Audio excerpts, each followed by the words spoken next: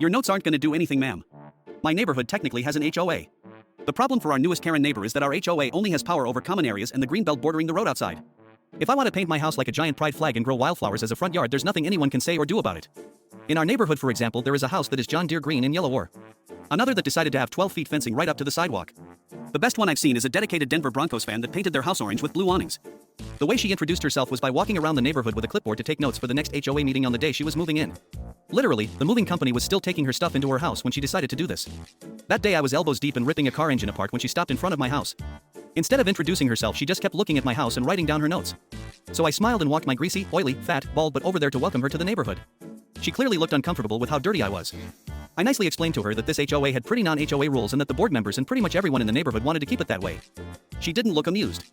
For the next 3 meetings, she tried to push for new rules telling us how trashy our neighborhood looked.